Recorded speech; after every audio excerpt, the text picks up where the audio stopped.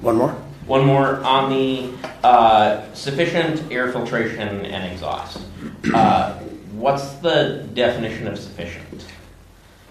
If you don't mind, if that is your last question, Sure. I believe the expert that we have to come and testify on this can give you the idea of what that looks like under our current building code.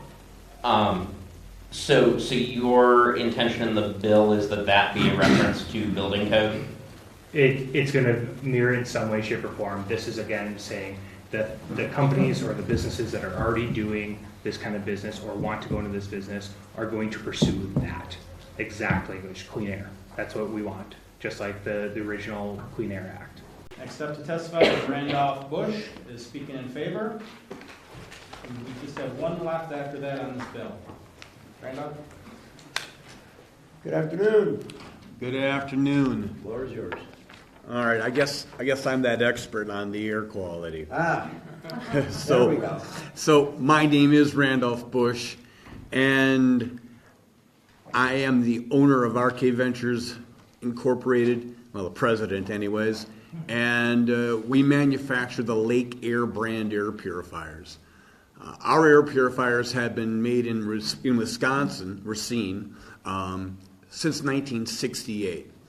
So we've been around for a long time. The idea of a smoke eater, that's kind of a generic term now that people are putting into these cigar bars. That's something that was being made already here in Wisconsin back in the 70s for sure. And the technology hasn't changed a lot, but it definitely works. The reason I was asked to testify today wasn't because I'm a pro smoker. I don't smoke. I will probably have 2 cigars a year with my boys. They smoke. I don't. That's my choice. But I was asked to come here because I deal with smoking establishments and smoke establishments every single day. Right now I'm currently working with 15 different cigar lounges all across the United States, and even one in the Lesser Antilles, that is looking to open a cigar lounge. So when we look at opening a cigar lounge, there's a couple things to look at. And SB 211 tries to accomplish a couple things. One of the things that they talk about is, in their speaking points, is that the competition will clean up the air. And that's very true. I can give you a specific case. We're the only manufacturer who's a member of the Premium Cigar Association. 2 years ago at that association, a little cigar lounge from McKinney, Texas came to me, and they said, Randy, I want to get cleaner air for my location. So they bought 4 of our units, and they called me, Chris, the owner, called me and said, hey, this is working great. I'm getting more and more customers.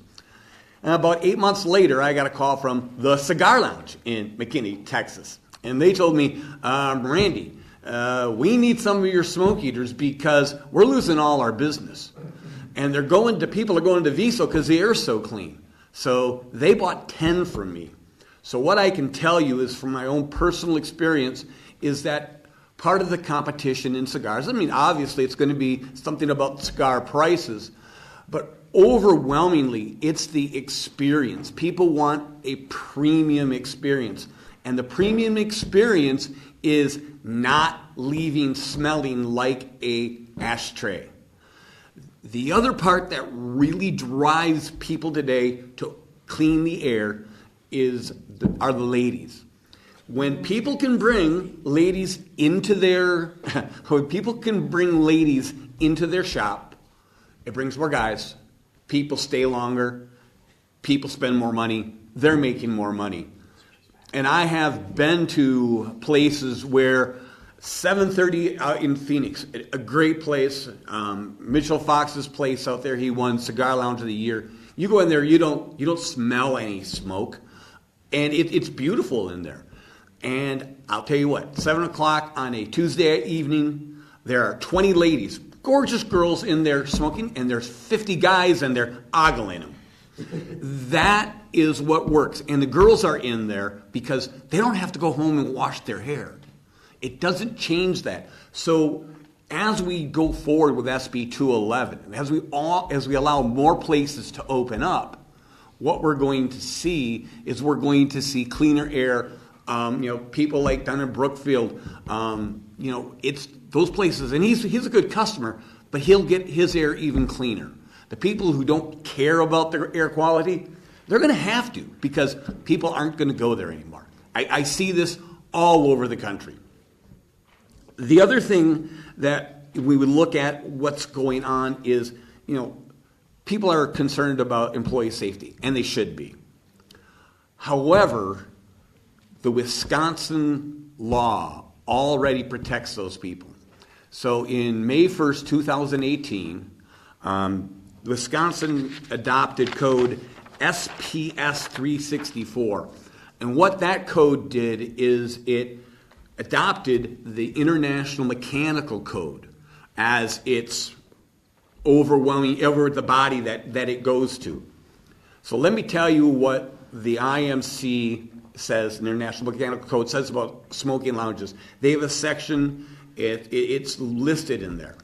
The first thing they do, and it's higher than any other area, so if you have a smoking lounge or a smoking area, they say that for every 1,000 square feet, they are going to assign an occupancy of 70 people. Now, it's not that we're going to cram 70 people in there, but what it's doing is to start raising the bar. And then it says for each one of those 70 people, we have to provide 60 cubic feet per minute of clean air. So 1,000 square feet, 4,200 CFM of clean air, either through ventilation or through air purification or a mix of the both. So those laws are already here in Wisconsin. So any place that opens up and they're going to allow smoking, they are going to be subject to that law. And I've heard people talk today about how there is no way for a municipality to govern this. Well, I can tell you, cities like Blaine, Minnesota have gone in and they've added to their building code that for a smoking area, you have to have, and what they did is they added the codicil that you had to have one square foot per every square foot of space, you had to have that much makeup air. So, and it makes it harder for people to open a lounge in Blaine. Now, I'm working with those people, and they do indeed are spending a lot more money because the city wants clean air for their people. So there is a mechanism in which municipalities can do that. So let's take a look, before I open up for any questions, let's take a look at what I'm seeing happening across the country. Here in Wisconsin, Potawatomi Casino and Hotel. They contacted me 2 years ago. They already have a smoking area, but today's expectations from people who smoke and smoke cigars specifically, they want cleaner air. So Potawatomi called me and they said, we want clean air, what can we do? I walked them through everything, and even though they not required by law, they bought $30,000 worth of equipment so they could have cleaner air. And they agreed to a $28,000 a year filter package, maintenance package. So this is something, even where there's no law pushing people around, just the nature of what the cigar industry has been, and even maybe it's the smoking industry altogether, it pushes them to cleaner air. And I heard another thing is, and I agree, if anyone thinks secondhand smoking isn't dangerous, they're crazy, and it certainly is. But I will tell you, if we've got a gentleman who is hiding in the basement smoking a cigar so his wife doesn't yell at him, if he has a place to go to, a lounge, where Wisconsin law mandates clean air, I mean, we've already got the laws on the books, he's certainly going to be safer, his family's going to be safer. Another interesting thing is that across our country, this is going, it's growing a lot. The nation suggests that in the next 4 years, the premium cigar, and that's what we're talking about here, premium cigar.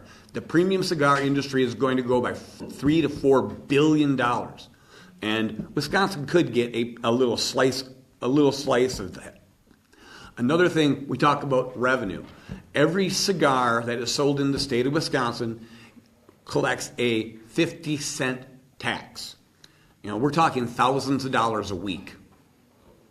That is, basically what's going on. And you guys have my testimony. I didn't need to read it. But 211, because we already have our laws in place that are going to protect the employees, I mean, the idea, sure, we're asking them to sign a waiver, but the need for that waiver is engineered out by the laws already in place. And if a community wants to make it stronger, they certainly can do so. Very good. Thanks for your testimony. When you mentioned the 70s, I pictured the school gym having bingo.